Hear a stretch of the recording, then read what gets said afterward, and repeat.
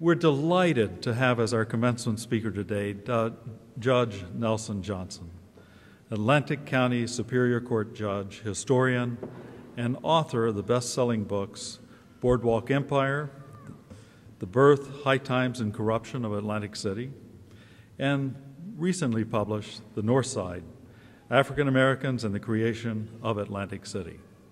As most everyone knows, Boardwalk Empire was produced as an HBO television series reminiscent of the book. Both books of his, meticulously researched and incredible depth and personality to the history of Atlantic City. As we were coming in today, someone was talking to him and noted that North Side, which is his most recent book, a book I find remarkably important for understanding the area. It reads like a novel rather than a history book. Judge Nelson, welcome.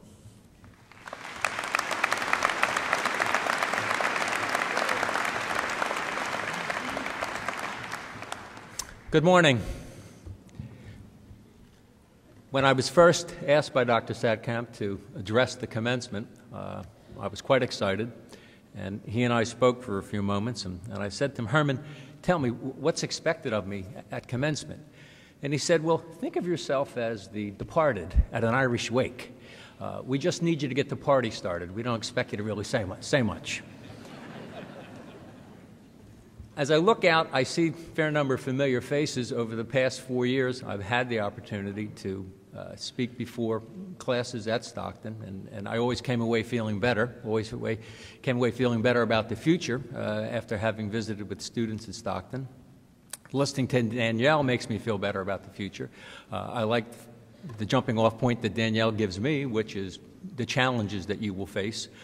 My generation, the baby boomers, we've done a lot of good things, but we're also leaving behind some very stiff challenges for you.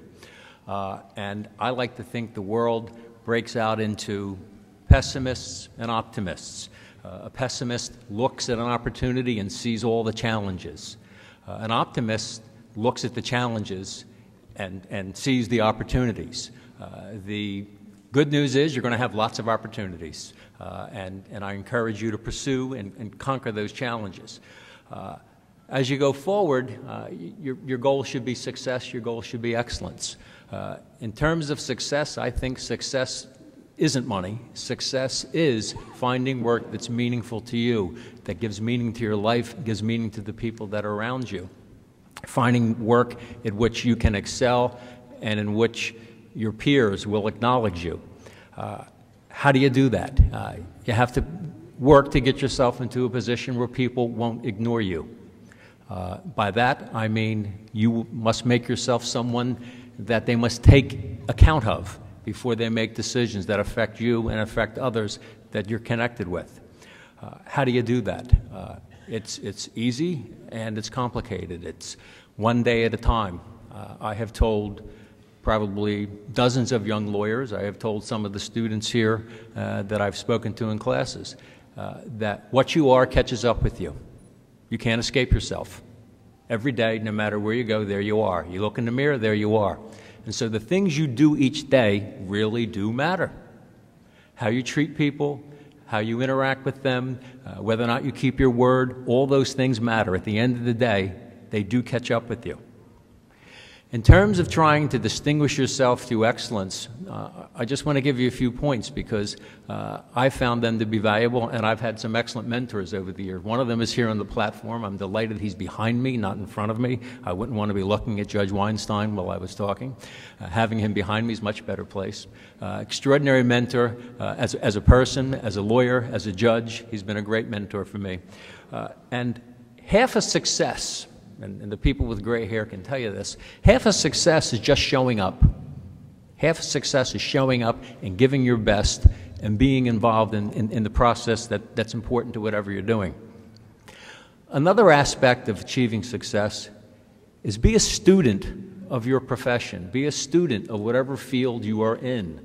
Education, medicine, law, athletics, you name the career field that you might pursue. Be a student of it. Learn it well. And as part of that process, learn who are the leaders in your field. Learn who are the role models. Then emulate those role models. And if you emulate them long enough, you'll find that you become a role model over time. The third thing, and this makes people very uncomfortable. It took me quite a while to get to the point where I was prepared to do it when I needed to do it.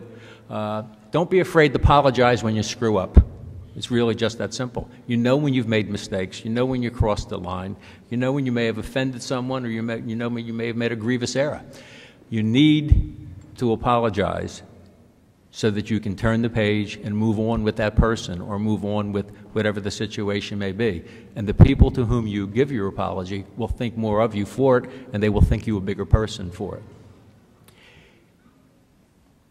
The next thing is, and it tests us all, as Danielle was talking about the tests and the challenges, is you can't be afraid of failure.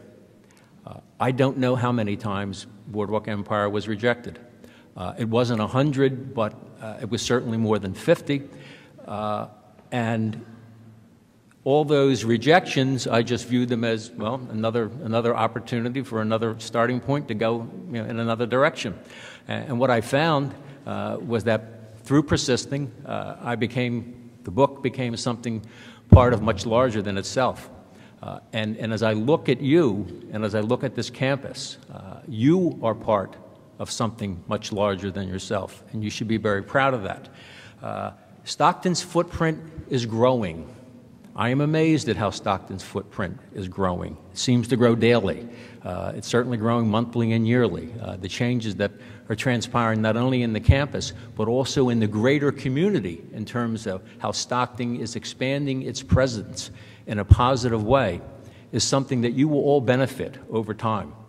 I venture to say that as years go by, you will become even prouder and more proud of the fact that you are a graduate of Stockton College, because Stockton is not going to stand still. That student center across the way, which is going to be dedicated shortly, it's a very bold statement, and it's a strong commitment, not only to the students that are here and you, the graduates that are leaving, but to the entire community and to the future of this region. And I had the good fortune the other day of having a tour with Dr. Saatkamp, and during the tour, he pointed out a quote to me, which I think he knows the geek that I am, that I would research the quote and try to figure out where it came from. And the quote is, "Education is not the filling of a pail, but the lighting of a fire." And he told me he thought that was from William Butler Yeats, the famous Irish poet. Well, I know Yeats, but not real well. And so what I did was, and if you're a writer, there's some books you need to have. I have Bartlett's Quotations, which is the quintessential book on quotations. It's not in there. I looked at the Oxford Dictionary of Quotations, which I have. It's not in there. The Oxford Book of Aphorisms, Handbook on Aphorisms, it's not in there.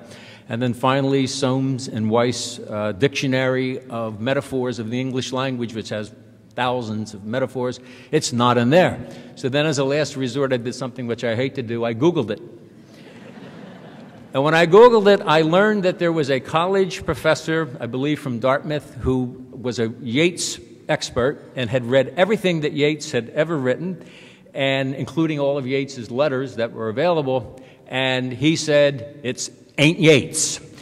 So it wasn't Yeats, and it was probably that famous author who's so prolific, Mr. Anonymous, who came up with that quote. But it is a great quote. It's a great quote.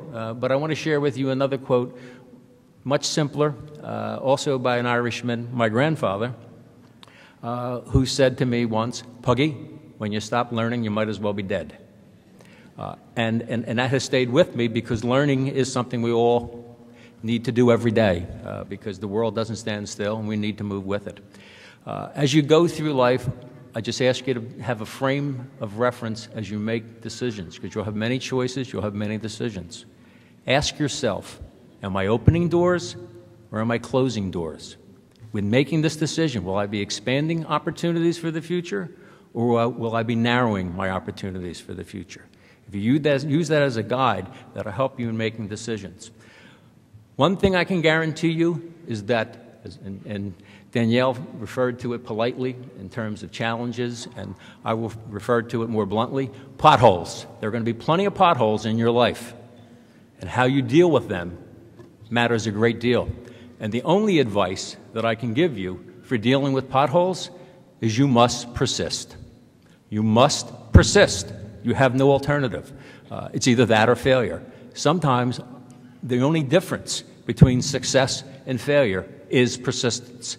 Do you want that goal? Do you have the fire in the belly? You will be tested, but if you have persistence, you can overcome. The last thing I want to share with you is respect. Respect for everyone you encounter and respect for yourself. I had the good fortune of having a mother who was a great role model, extraordinary role model, and I worked in a family business of retail sales from the time I was 8 until the time I went off to college at 18. And I watched my mother interact with hundreds of people. And what I learned from her is this: everyone is important and no one is important. She treated everyone the same way. She was always the same person with everyone, no matter who she met. And that's what I have strived to do over the years. Respect yourself. Your integrity is the most important asset you have. If you have your integrity, nothing else matters. If you don't have your integrity, nothing else matters. It really is that simple. At the end of the day, being a success is doing work that's meaningful to you, being respected by your peers, and having the confidence and having the knowledge that you are an honorable person. So you've gained a lot of values here at Stockton. I urge you to take those values with you in the world as you go forward, and I wish you Godspeed in all your endeavors. Thank you.